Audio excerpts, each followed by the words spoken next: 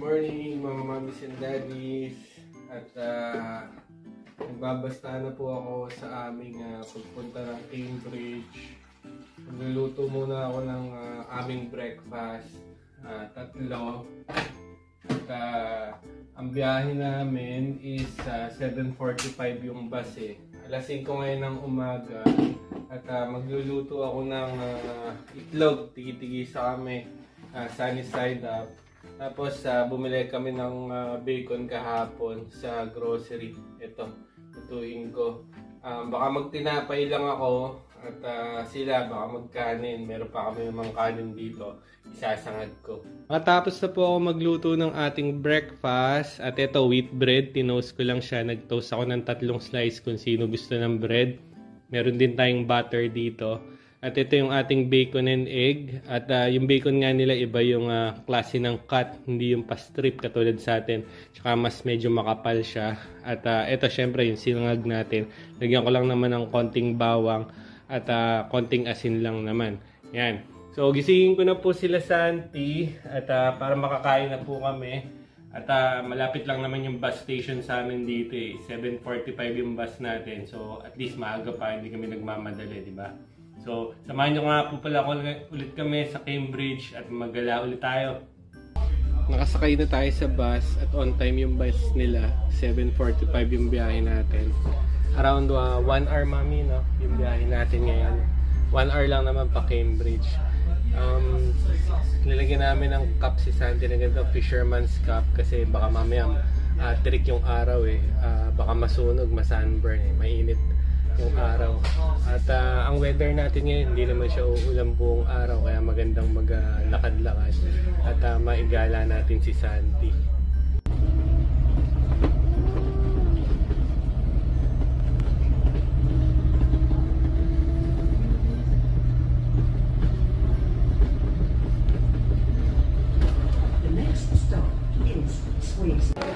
Nakababa na kami ng bus. Dito na kami sa Grand Arcade Mall.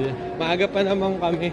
Kaya hindi kami nagmamadali. Pero punta na tayo ng King's College. At makapasok na tayo agad. Diretso na tayo ng King's College Chapel. Galing lang tayo dun sa King's College Visitor Center. Bumili tayo ng ticket. Magkano yung ticket ngayon, honey? For 2 adults, 1 child. Ang adult, 1350 ang adult. Ang child is 1050. 1050. All in all is 3750. 3750. May bat syempre 20%. Mataas ang bat nila, no? 20 sa atin 12. Hindi dun yung entrance, sarado. Pero okay lang kasi kita mo naman. Maganda naman eh. Ito naman yung St. Mary's. Pwede rin dito may entrance to yung paakyat. Walang entrance ang papasok sa pero kung gusto mo umakyat Cambridge, merong may bayad ang tower. Akyat ka ng tower. Dyan, but I just don't know if ito kasi makikot ang daan, syempre tower eh. Kung ito baka matakot. Ang condition set. Yan, St. Mary's. Guided by students. Parang ano nila, no? Parang tawag dito, sideline nila dito, no? Ngayon, parang walang masyadong tao kasi maaga pa. And secondly is break ng students. Yung iba umuwi sa kanila. Kasi walang, ano ba ngayon? Hindi school weeks ngayon, di ba? School break nila ngayon. Ito yung Clare College dito. Ito yung King's College. Yan yung entrance. At pag maaga kayo pumunta talaga, wala pa masyadong tao. Maganda siya. Pumunta pag ganitong ka-early. Thank you. Okay, thank you. Bawal ang camera. We are not allowed to use camera. You can take pictures but no flash. Ayan bawal na yung recording dito. Kaya hanggang dito lang tayo So, don't be noisy, no phone. Bawal lang kumain, bawal mag-record, tsaka bawal mag-photo ng may flash. Oo, nung pumunta tayo last time dito, wala pang damo yun dito. And dito yung dito tayo pumunta nun, yung Panting dyan di ba?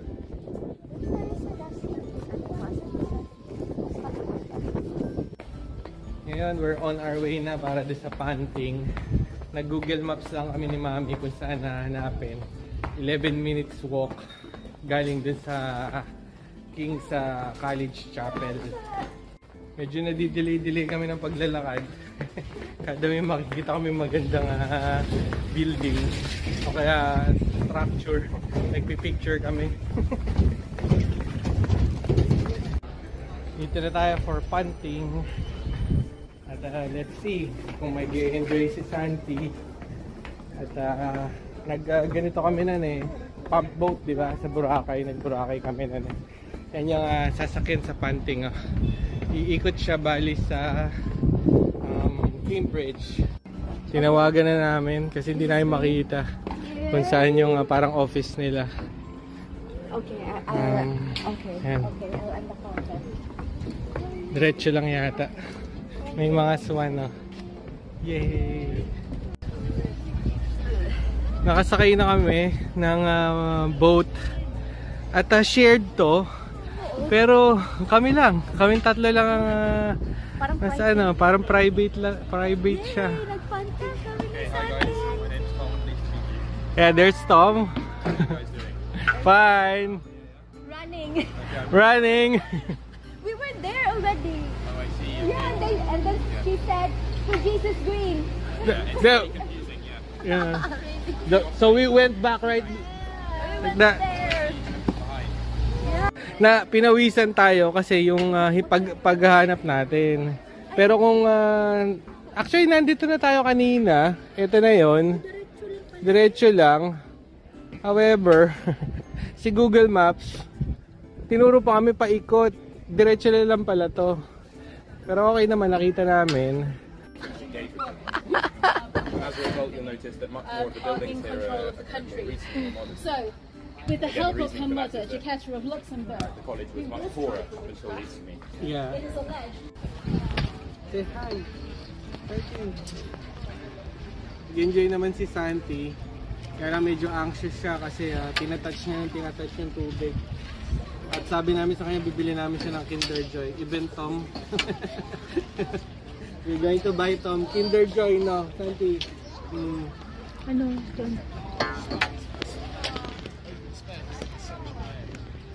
King's College Chapel. Dito tayo nun sa honey, diba? Naglalakad tayo dito. Tapos dito yung King's College. And then, ayun yung King's College Chapel, yung pinasok lang natin kanina. This building on our right as well, the White Building, is made of a very expensive sandstone from Portland, the coast. It's called Portland sandstone. And it was so expensive indeed that it actually had to be restricted, the size of the building.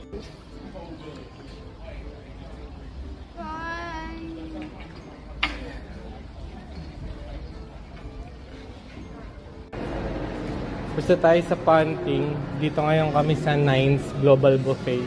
Mag-iitolyokin kami nila Santi. Ito muna tayo, Santi. Let's wait for Mami. Papa-arrange muna si Mami ng para table sa atin. Kumuha muna kami ng pizza kay Santi. At medyo pagod pa siya At ayaw niya pa daw kumain. Garlic bread pizza. Tsaka ito parang bread. Yun muna yung starter niya. Tapos ang inumin natin Pepsi product sila dito. Ang dami-daming pagkain, Mami. Kayang-kaya kong iluto yan adobo lang yan Matamis. Chinese cuisine. Chinese cuisine. Sarap. Sarap. Yung bata natin, pagod pa. Are you tired? Tired. 30 minutes mo kasi yun Tapos medyo maaraw. At medyo napagod. Nag-ice cream na si Santi. Pinag-apa namin, marunong mong naman pala.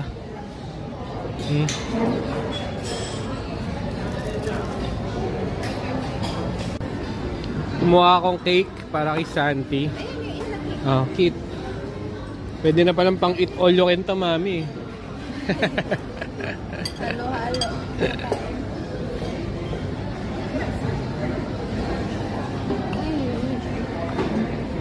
More?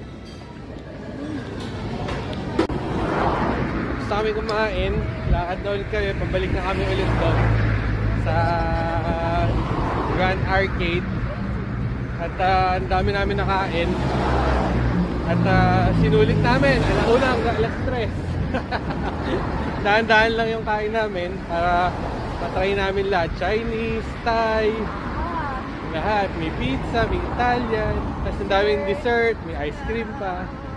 Si Santi, nagulat lang kami. Papakainin ko sana ng ice cream na ako yung maghahawak. Kinuha sa akin, ayaw niya. Kung pala marunong, hindi siya nadumihan kumain ng ice cream. Nakakatuwa naman. Ngayon, marami nakain. Tapos inantok. Tapos inantok. Sumalampak na sa akin. Sabi nga namin, matulog siya kahit mga 10 minutes eh. Para power nap. Balik na tayo at punta tayo ulit ng museum. Maaga pa naman eh. At punta tayo ng Fitzwilliam. Malaki kasi yun nung last time na nagpunta kami. Yun nga, medyo si Santi is hindi siya ganun talaga kahilig sa gusto niya talaga nga, di ba, mga cars. Ngayon, tignan natin yung mga armory. Kasi nagpunta kami dun sa Egyptian. Dito kami na medyo natagalan eh. Dito na tayo sa Fitzwilliam ulit. Ayan, Fitzwilliam Museum. Free entrance lang ulit siya. At pagka weekdays, magandang pumunta dito. Tsaka maganda sana kung umaga, kaso hinapon na rin tayo. Tignan natin paghapon kung marami bang tao. Pasok na tayo. Dito tayo ngayon sa Fitzwilliam Museum. Bawal lang yung camera eh. At pwede lang mag-picture dito pagka walang flash. Ito, nakalagay dito. Pinagbabawal nila. Pahinga muna kami, tsaka medyo magpababa muna tayong araw. Pabalik na naman tayo dun sa King's College. Punta natin yung Corpus Clock. Dati kasi nga, sabi ko nga kaninang earlier, binato kasi yun nun eh, yung glass nun, kaya tinanggal. Ngayon, naibalik na, nakita namin sa Google eh. Ano, patayo, pahiga? Nag-usapan agad namin na yung mami, yung picture namin sa Corpus Clock. Ito, dumating na tayo sa Corpus Clock. Ito na siya. At may dumaan lang na sasakyan. Ito yung Corpus Clock. And finally we're here. Ano siya, self, ano siya, no? Nag-co-correction sa time, di ba? Ito. Ayan siya.